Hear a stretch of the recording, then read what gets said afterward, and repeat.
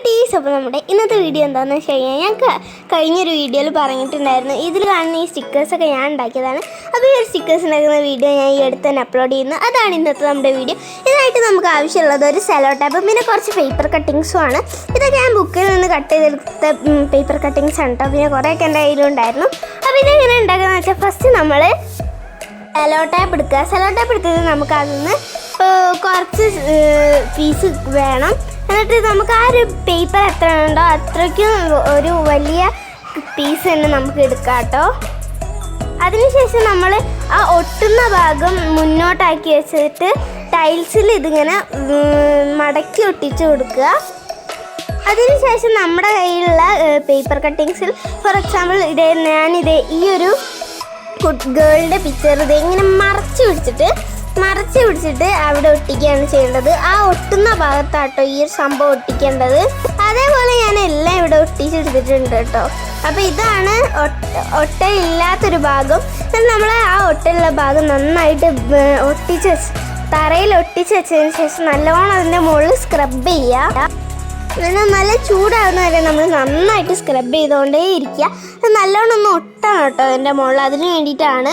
അപ്പോൾ നന്നായിട്ട് തന്നെ ഇത് പൊട്ടിയിട്ടുണ്ട്. ഇനി നമുക്കിതൊന്ന് മെല്ലെ ഇങ്ങോട്ട് പറിച്ചെടുക്കാം. അപ്പോൾ ഇത് നമ്മൾ പതുക്കെ പറിച്ചെടുക്കുക കേട്ടോ, കീറിപ്പോവാതെ ശ്രദ്ധിക്കണം.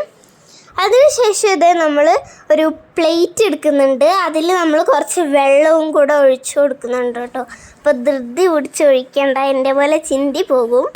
അതിനുശേഷം ഇത് നമ്മൾ ഒട്ടിച്ച് വെച്ച സെലോ ടാപ്പ് എടുത്തിട്ട് നന്നായിട്ട് അതിൽ വെച്ചിട്ട് അതിൻ്റെ വെള്ളത്തിലിട്ടതിന് ശേഷം അതൊന്ന് നന്നായിട്ട് തന്നെ സ്ക്രബ് ചെയ്ത് കൊടുത്തിട്ട് ആ പേപ്പറിൻ്റെ ഒക്കെ ഒരു പാട് പോലത്തെ സംഭവങ്ങളൊക്കെ ഞാൻ പോക്കിയിട്ട് നന്നായിട്ട് അതിൻ്റെ ഉള്ളിൽ നിന്ന് അരച്ച് സെറ്റാക്കുന്നുണ്ട്. ഇത് നിങ്ങൾക്ക് ഇപ്പം തന്നെ റിസൾട്ട് കാണാൻ പറ്റുന്നുണ്ടല്ലോ.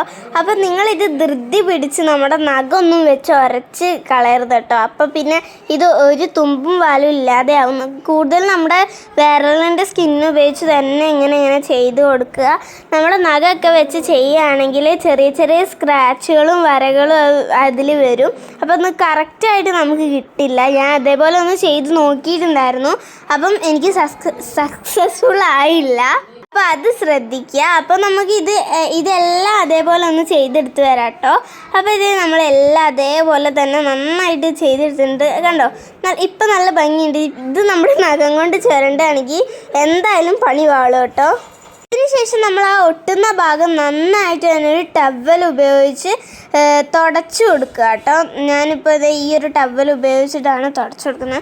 നല്ല സോഫ്റ്റ് ആയിട്ടുള്ളത് ഉപയോഗിച്ച് ചെയ്യാൻ ശ്രമിക്കുക. തോർത്തൊക്കെ ഉപയോഗിക്കുകയാണെങ്കിൽ അതിന്ന് നമ്മൾ നഖം വെച്ച് ചെയ്യുന്ന പോലെ തന്നെ ചെറിയ ചെറിയ സ്ക്രാച്ചുകൾ വീകും.